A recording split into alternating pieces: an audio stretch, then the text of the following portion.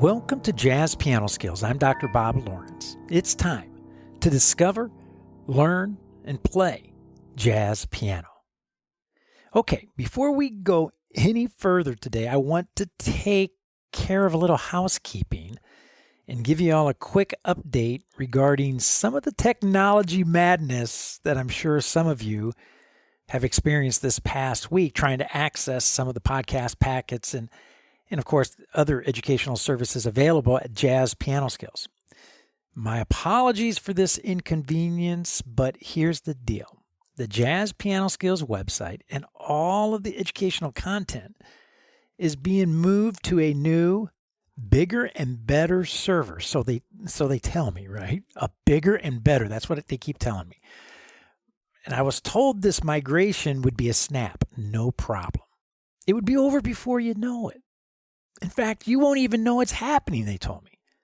Well, it's not exactly how it's going down. I think we may be back up and going 100% business as usual by the end of the day, but we shall see. Okay, all of this to say thank you for your patience as Jazz Piano Skills experiences some serious growing pains. But I do believe the headache will be worth it when it's all over. Anyway, that is what's been happening, and it will be over soon. Let's hope. Okay? All right. So now, the last 3 weeks, we have thoroughly explored the great jazz standard, Have You Met Miss Jones? Our approach, as always, was to break our exploration into 3 parts. Part 1, a harmonic analysis. Part 2, a melodic analysis. And part 3, an improvisation study or an improvisation approach. As always, with every jazz standard that we study, we tackle a ton of essential jazz piano skills. We then take the last week of the month to enjoy an interview with a special guest. Well, this month, however, we have 2 additional weeks before moving on to a new tune. So this week, I thought it would be nice to present another episode for the Jazz Piano Skills Lecture Series before having a guest join me next week. How nice is this, right? 2 weeks. We get 2 weeks to focus on the various harmonic, melodic, and improvisation skills that we studied using Have You Met Miss Jones? And simply enjoy a couple Jazz Piano Skills podcast episodes without any additional work. Wow, man, life is good. Well, no additional work for you, but for me, however, I had to decide what I wanted to lecture on today, which is not as easy as one would think. However, last Thursday evening, during the masterclass, right? The masterclass made it easy for me. Our conversation last Thursday evening centered around improvisation, and we touched upon many important conceptual and physical skills that all of us must have a command of if we hope to develop our jazz piano playing and, of course, our improvisation capabilities.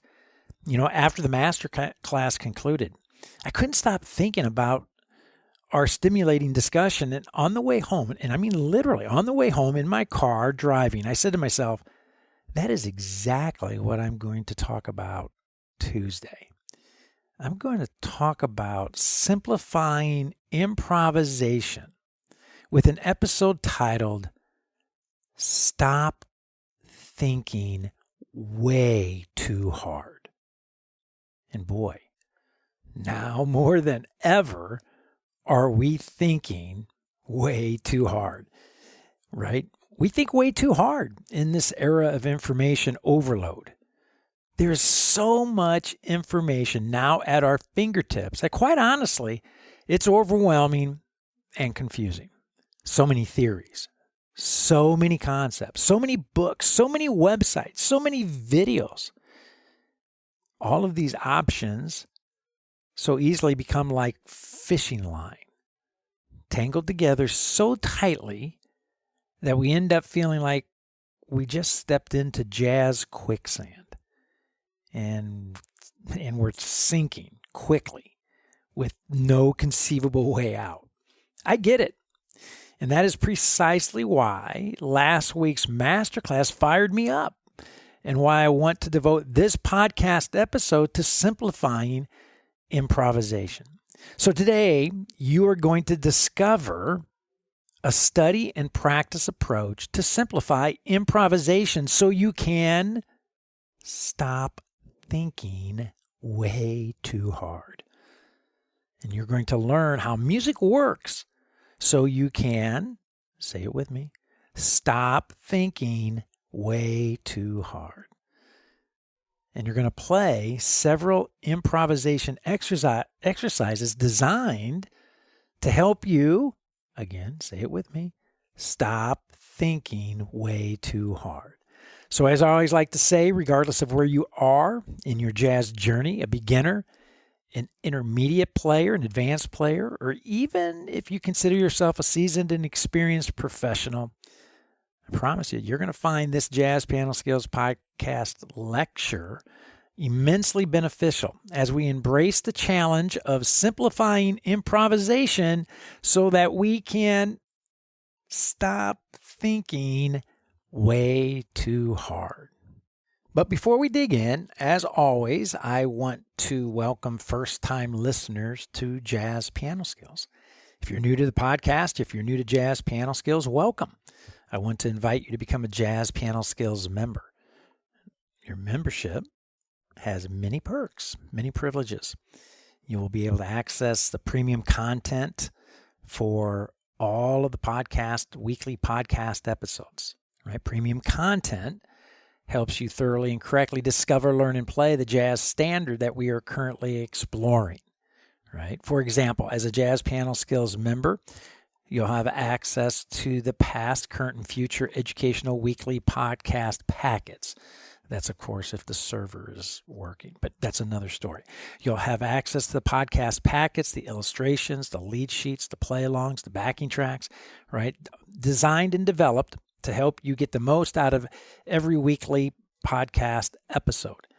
Now, you also have access to a self-paced and sequential jazz piano curriculum, which is loaded with comprehensive courses, and all the courses containing educational talks. There's interactive learning media to help you digest the jazz piano skill conceptually, video demonstrations of the jazz piano skills in all 12 keys, and so much more.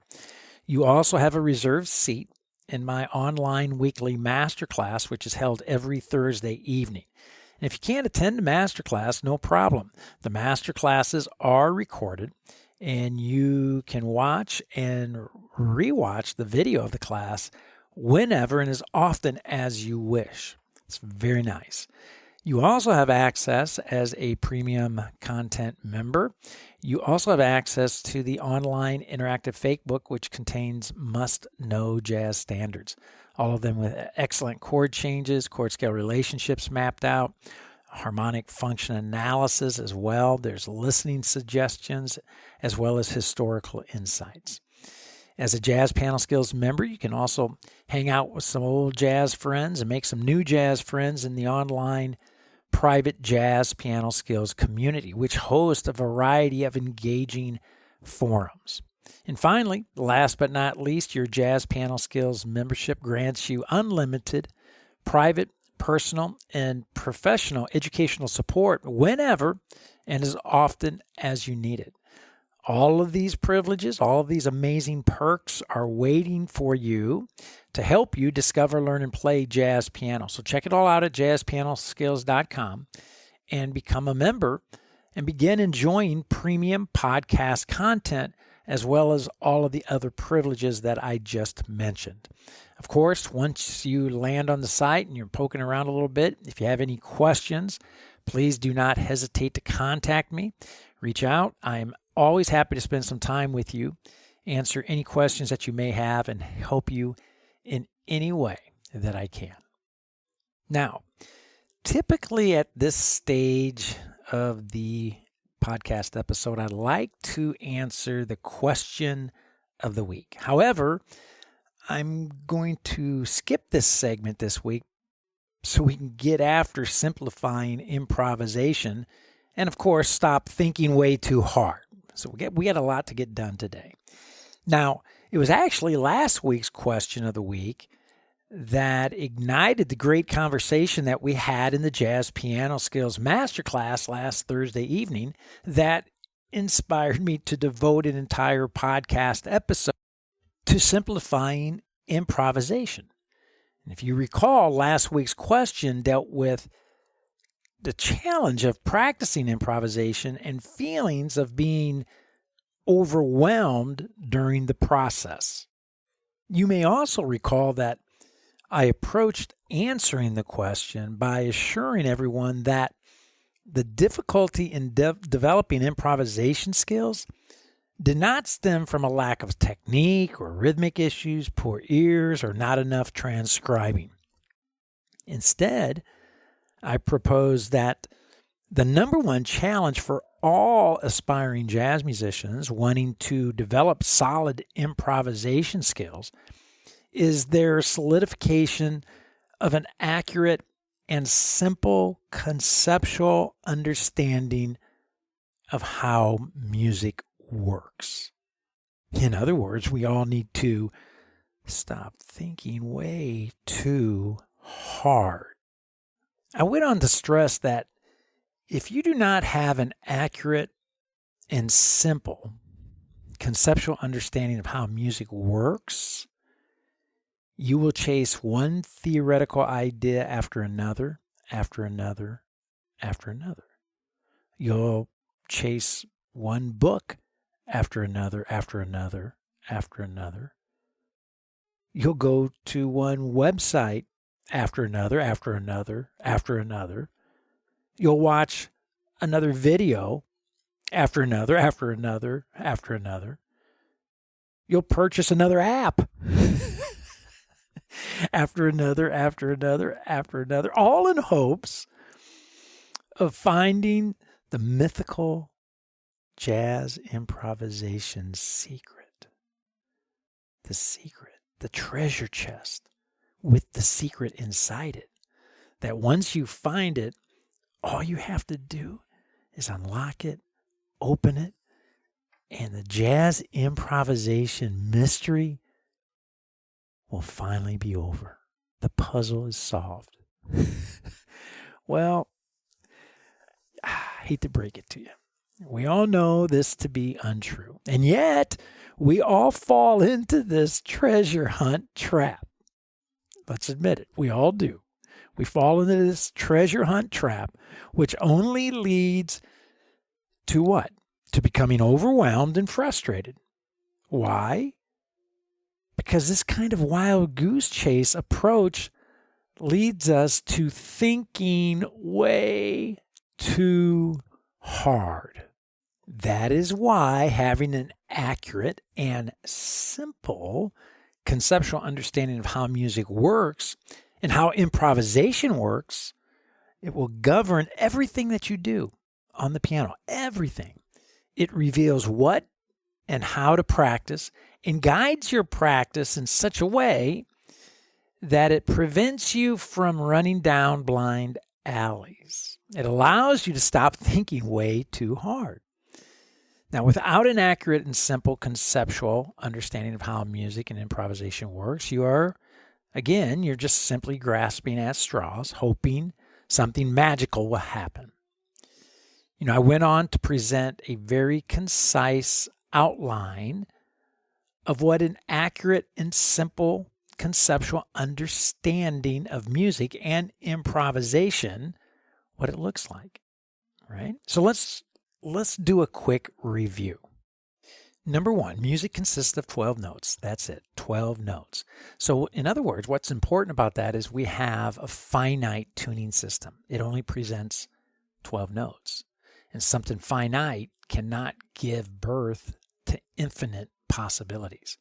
In other words, infinity doesn't come from something finite. Does that make sense? I hope so, right? It's pretty liberating once you understand that our tuning system, 12 notes, that's it. So that means every question that you have in music has a very specific answer. Okay? Number two, These 12 notes produce the 5 primary sounds of music: major, dominant, minor, half diminished, and diminished. Okay, these 5 sounds can be played harmonically or melodically, right? We play the 5 sounds harmonically using 60 chords. 12 notes times 5 sounds, 60. We play the 5 sounds melodically using arpeggios and scales. Okay, arpeggios for now equals 4 notes. Okay, either the root, third, 5, and 7. We've also talked about arpeggios being the 3rd to the 9th, the 5th to the 11th, the 7th to the 13th. Right, but right now think of an arpeggio as a 4-note chunk. We also have scales. Think of the scale as a 7-note chunk. We have the 4 notes of the arpeggio plus the 3 passing tones, 7 notes. Okay, melody, arpeggios and scales can only travel in one of 2 directions, up or down. And musicians disguise ascending and descending arpeggio and scale motion using notes that are not found in the arpeggio and scale. These are tension notes, commonly referred to as upper and lower neighboring tones or half-step approachments. That's it. That's how music works. That's how jazz improvisation works, right? 12 notes in a tuning system, 5 sounds that are played harmonically and melodically using ascending and descending arpeggio and scale motion that is embellished with half-step approachments to create tension. That's it. If you do not have a clear conceptual understanding of the data that makes up the musical database, right, the outline that I just presented, then how do you know what you should be practicing? The truth is, without a clear understanding of the musical data in the musical database, then you have no idea what you should be practicing. With all that being said, we all have to accurately determine how well can we play the 5 primary sounds of music: major, dominant, minor, half diminished, and diminished, harmonically and melodically. That's what it comes down to. How well can you play the 5 primary sounds of music: major, dominant, minor, half diminished, and diminished? How well can you play those sounds harmonically and melodically? Can you play the sounds harmonically using root position and inversions? How well can you play the sounds melodically using ascending and descending arpeggio and scale motion? If you need to improve these essential jazz piano skills, right, then I would not concern myself with practicing anything else. And once you feel you have a command of the sounds harmonically and melodically, the next step then, of course, is to begin disguising your arpeggio and scale motion using half-step approaches, tension tones. I guarantee you, we can take any transcribed solo, and I mean any transcribed solo, and label everything in that solo as ascending and descending arpeggio and scale motion, embellished with half-step approachments. I guarantee it, right? So today I want to present and discuss various exercises that I recommend to help you begin developing ascending and descending arpeggio motion, ascending and descending scale motion, and the insertion of half-step approachments.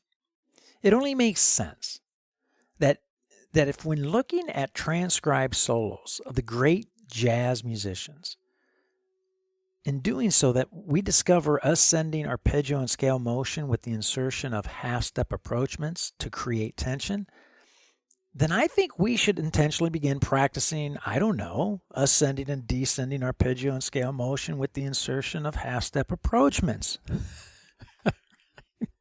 No theory concepts needed, no books needed, no websites needed, no videos needed, no transcriptions needed, no podcasts needed. Hey, wait a minute. Well, wait. Except for jazz piano skills, of course, right?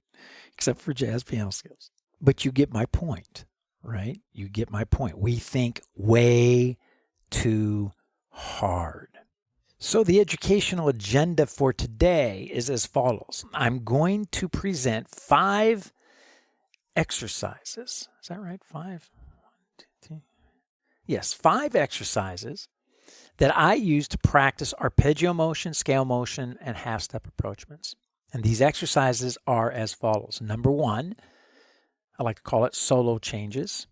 Number 2, duo changes. Number 3, quartet changes. Number 4, sextet changes. And number 5, full ensemble changes, right? These are just cute little names, but the point being is solo changes is where I isolate a chord and practice arpeggio motion, scale motion, half-step approaches. Dual changes is where I will pair up chords, right? 2 chords side by side so that I can practice arpeggio motion, scale motion, and half-step approaches moving in and out of those 2 chords. The quartet changes, right? 4 chord changes now instead of 2. Again, so I can zero in and focus on practicing arpeggio motion, scale motion, half-step approaches, moving in and out of 4 different chords. The sextet changes, whole tones. I use whole tone pattern, so it creates 6 chord changes that I can practice arpeggio motion, scale motion, and half-step approaches. And then the full ensemble, that's all 12. And typically I will use circle movement or chromatic movement to practice all 12 chords using arpeggio, scale motion, plus the half-step approaches. Obviously, I do not have time in this podcast episode to model each exercise thoroughly, so I will be devoting upcoming episodes to each of these exercises, each of these 5 exercises throughout the remainder of this year. So today, I'm going to, though, use the quartet changes, a set of 4 chord changes, to introduce you to how I like to practice arpeggio and scale motion with the inclusion of half-step approachment. So we have a ton to do, right? So let's get busy. So the very first thing I want to say when creating a set of 4 chord changes, I like to use minor thirds as my template. Minor thirds as my template, or you can use the diminished chord, right, which is built on all minor thirds. So in other words, if I take the C diminished chord, I have a C, E flat, G flat, and an A, right?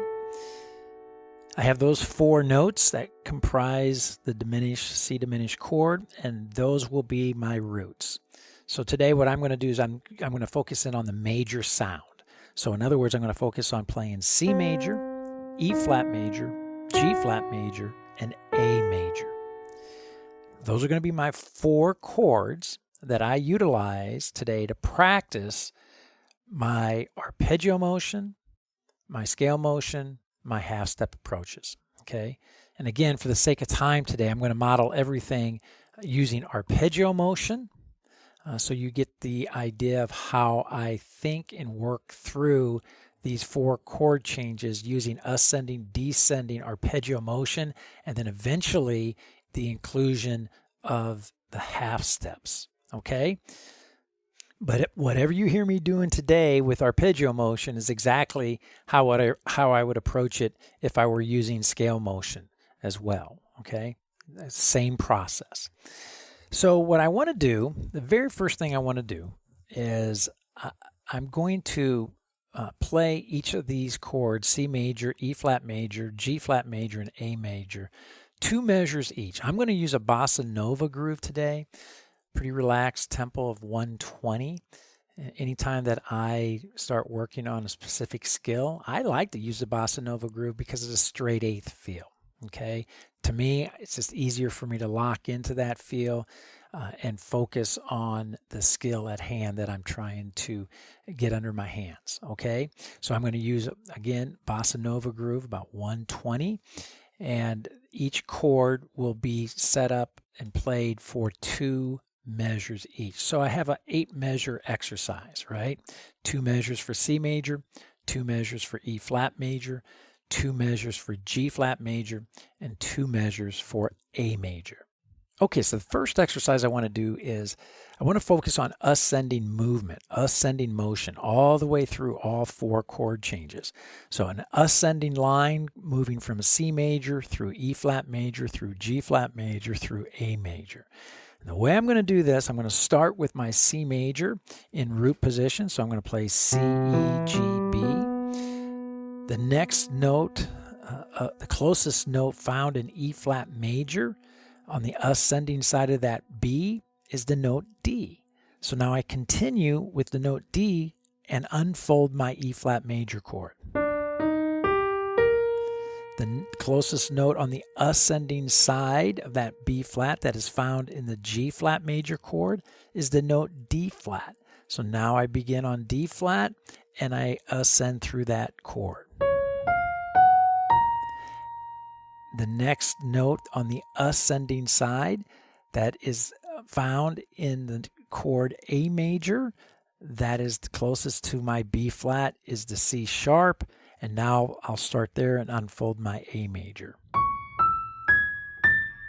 Okay, so why I set the exercise up to be 2 measures on each chord is I want to play my arpeggio, I want to rest, determine what comes next with my next chord, unfold that arpeggio, rest for a measure, move on to the next chord, unfold that arpeggio, and so on. Okay? So basically what I'm getting is C major. I have a measure rest before going on to my E flat. A measure rest before going on to my G flat. A measure rest before going on to my A. Right? One long ascending line. So let's bring the ensemble in and let's listen to this. I think once you listen to the first exercise, you'll understand the concept and how we're approaching it today. So let's bring the ensemble in and let's check this out.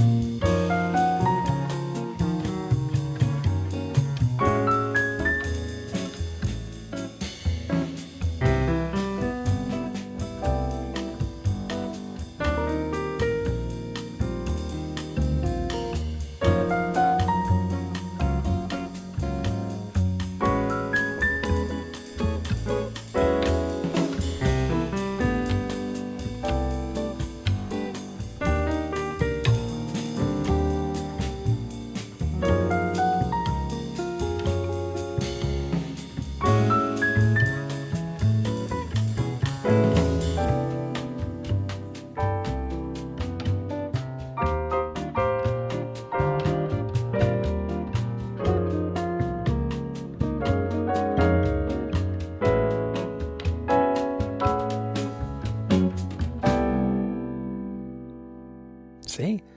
So you probably picked up on the fact first time through I just play the chord changes to settle into my feel and my groove. Then I play those ascending arpeggios on C, E flat major, G flat major, A major, ascending all the way through all 4 chords. I go through that 3 times. Then I end with my chord changes and finish out the exercise. That measure in between each chord of rest allows me to assess what comes next with my arpeggio. Eventually, right, that measure goes away in real life when we're playing tunes, right? But we're intentionally practicing this ascending arpeggio motion, creating one seamless line that goes through all 4 chord changes. So that measure of rest in there is intentional and is very much needed to help think through the entire process. Okay, so you know the old saying, right? What goes up must come down. So I will take the same thing, same process, right? And I'll start with my C major, starting on the note C and descend. All right, right through my E flat major to my G flat major and my A major.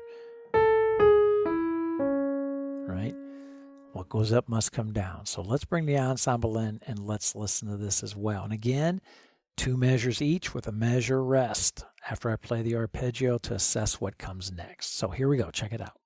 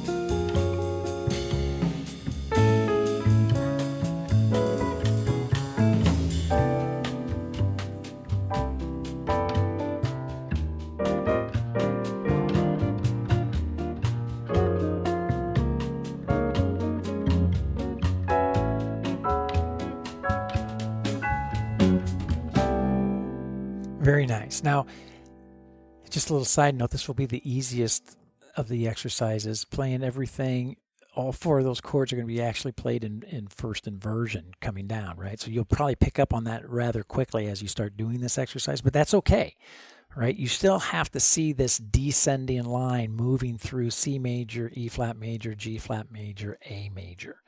Okay, so notice so far, right? Everything's been ascending motion, everything's been descending motion using arpeggio motion, right? Ascending or descending in our movement using just arpeggio motion. That's it. Keeping things very clean, very tidy, as I like to say. So now what I'm going to do is going to alternate that movement, right? So I'm going to ascend arpeggio motion on my C major, descend on my E flat major, ascend on my G flat, and descend on my A. And I'm going to use the same criteria. So if I'm going up C major, and I got to come down B flat major, E flat major, the closest note on the descending side of my note B where I end my C major, the closest note on the descending side is B flat. So start on B flat and unfold my E flat major. Closest note on the ascending side for G flat major is going to be the note F. Unfold G flat starting on F. The closest note on the descending side for A major is going to be A, right? Now descend A major. Okay? That's how I formulate this process so I can get used to moving through these chord changes using ascending, descending movement. Okay? Let's bring the ensemble in. Again, 2 measures each for each chord with a measure of rest, right? On the second measure of each chord. So here we go. Check it out.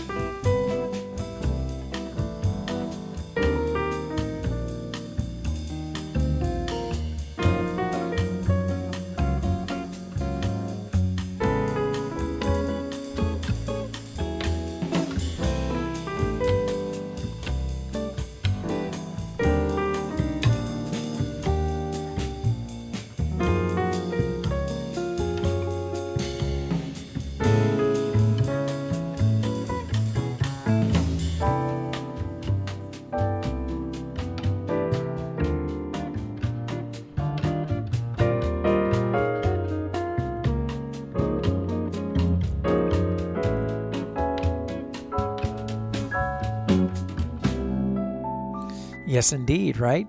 It's great. Once we start getting a balance between ascending and descending motion, it starts to sound more and more like improvisation. But again, right, no half-step approaches at this time. Right? I'm working on my ascending and descending arpeggio movement. Now I'm going to actually reverse that process. I'm going to descend, ascend, descend, ascend. So if I descend on my C major, starting on the note C, descending, going to ascend on my G flat major, on the E flat major. So the closest note on the ascending side for E flat major is the note G.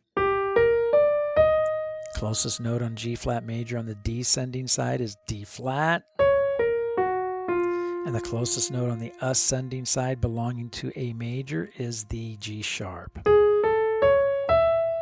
Right? Nice line.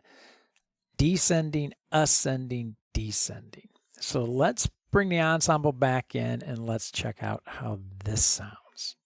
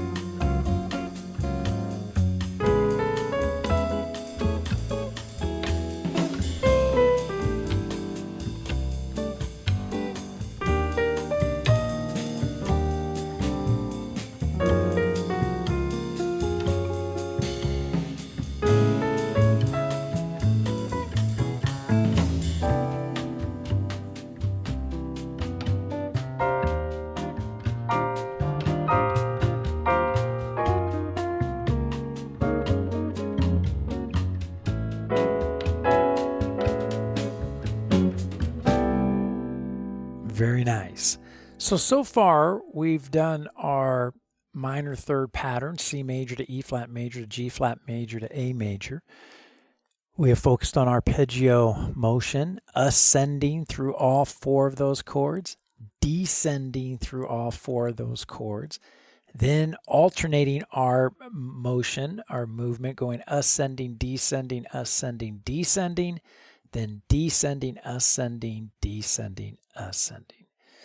And no half-step approaches. No half-step approaches, right? But that's what comes now, half-step approaches. So remember our first exercise? We did C major to E flat major to G flat to A major, and it was all ascending motion through the entire line. Well, we're going to go back to that now, but now we're going to insert a half-step approachment below our target note. So if on C major, if I'm starting on C, now my C major arpeggio is going to sound like this. So I'm actually going to play C, the note C first, slide down a half step, and then use that half-step approachment back into C to finish out my arpeggio. So I get, I'm going to continue to ascend. My next note in the E flat major on the ascending side is D. So I'm going to play my D, slide down a half step, back to my D, and finish my E flat arpeggio. Right?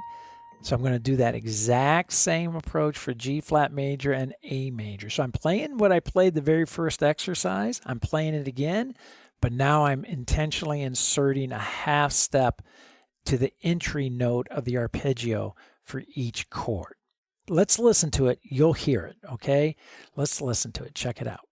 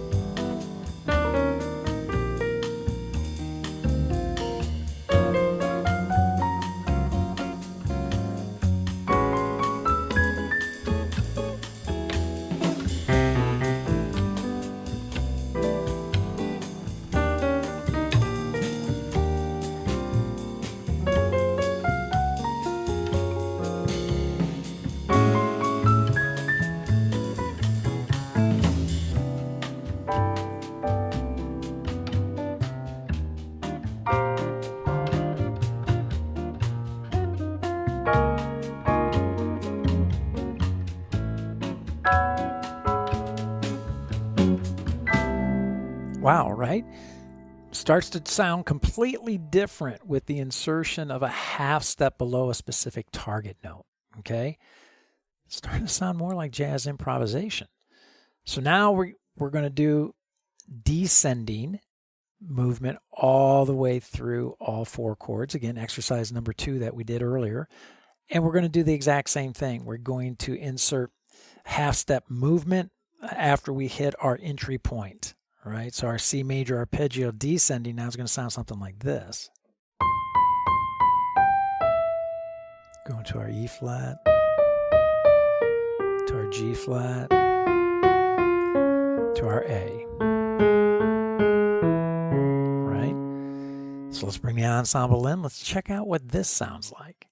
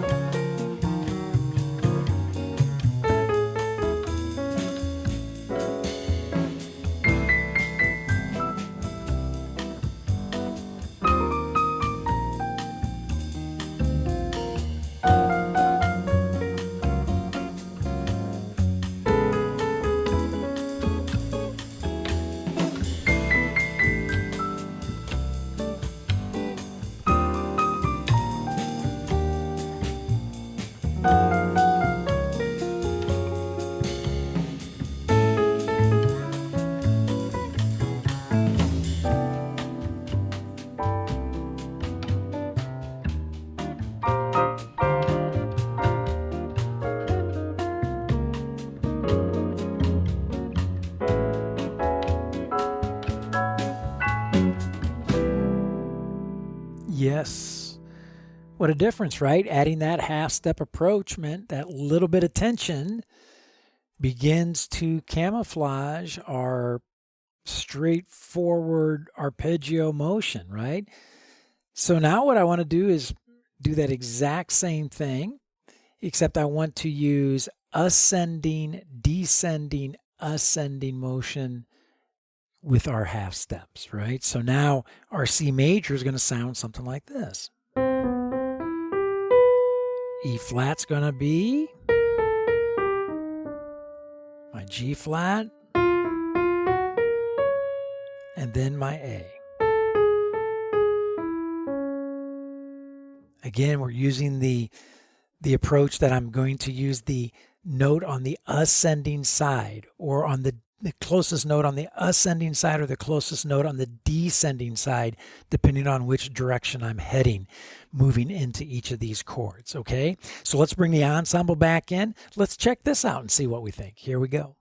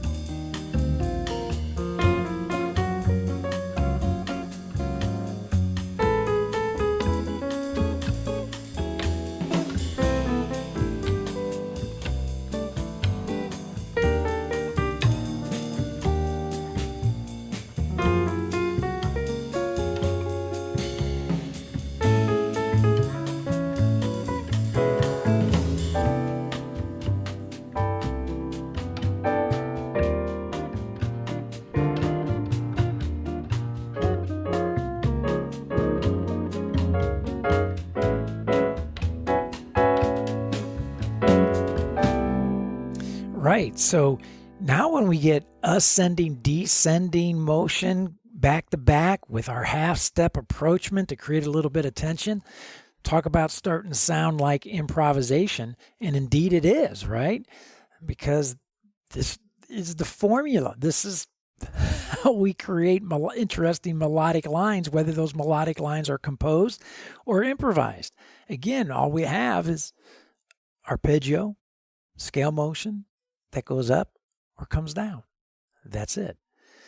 Okay, so now I'm going to reverse it, right? I'm going to start with descending motion, followed by ascending, descending, ascending.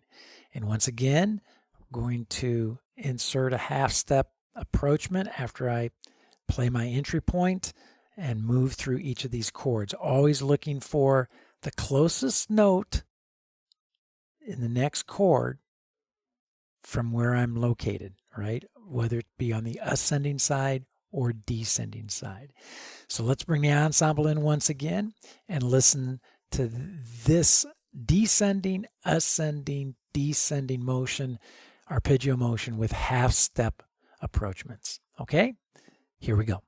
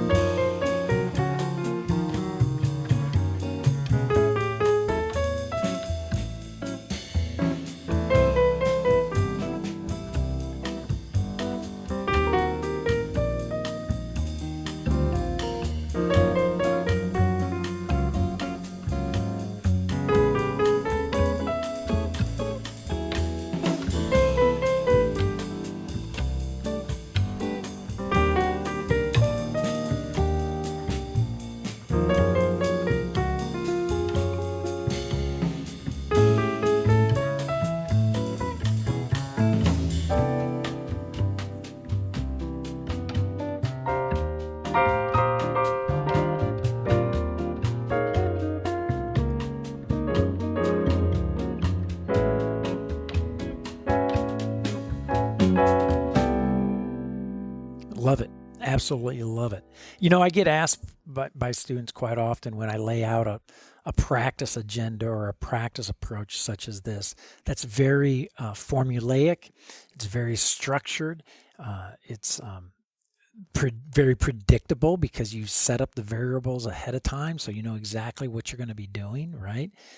And oftentimes I get students will ask, wow, do you really think like that when you play? And my response always is, oh, no. I think like that when I practice. When I play, I'm completely relying on muscle and oral memory and the emotion of playing with others or even playing solo for that matter.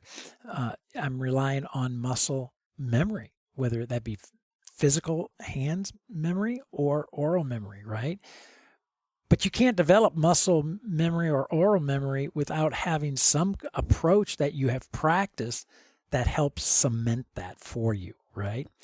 So the whole idea here then with this kind of approach to practicing, you know, very calculated arpeggio motion, ascending or descending, and then eventually with the insertion of the half step, is to be able to improvise using this approach entirely, right? So what I want to do is I want to bring the ensemble back in, and now I'm going to improvise through these 4 chord changes using our ascending, descending motion, right? And half-step approaches. So now let's listen to it and see what you think. Let's see if this sounds like real improvisation. Let's see. Check it out.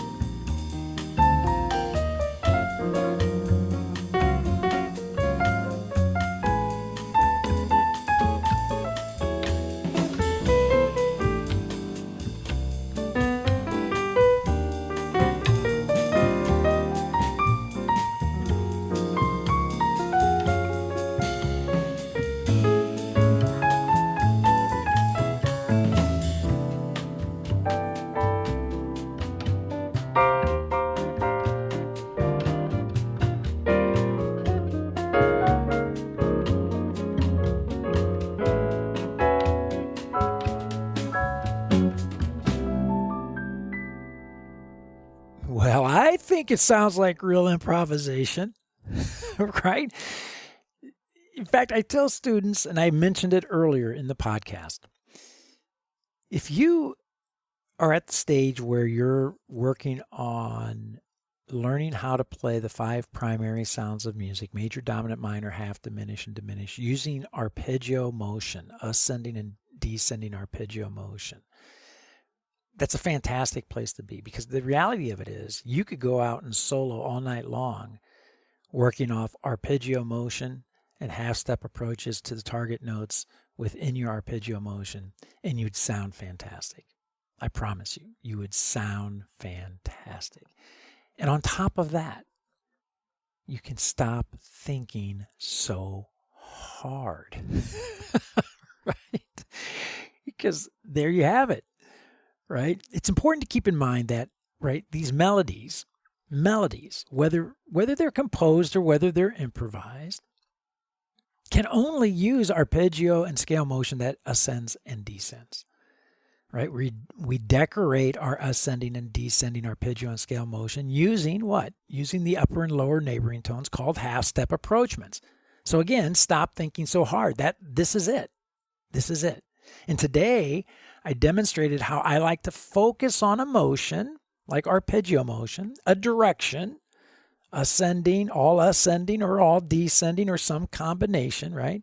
And then determine a specific insertion of half steps, right? Now, there are many different options that you can establish before you begin using this technique, but I would encourage you to do just that. Determine your options. Determine the roadmap before you begin to practice.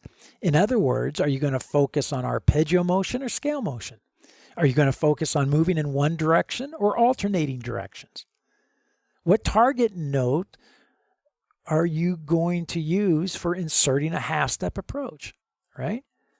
Is your half-step approach going to be below or above your target note? Today, I used below, right? In other words, have a very specific game plan that you want to execute when you sit down to practice.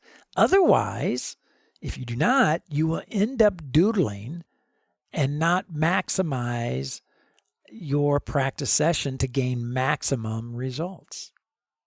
I guess what I'm trying to say is be sure to have a game plan.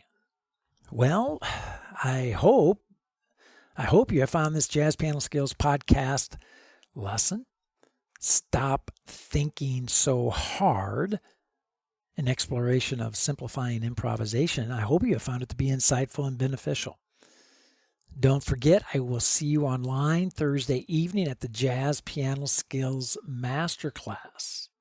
That's going to be 8 p.m. Central Time to discuss this podcast episode lesson exploring Stop Thinking So Hard in greater detail and to answer any questions that you may have about the study of jazz in general.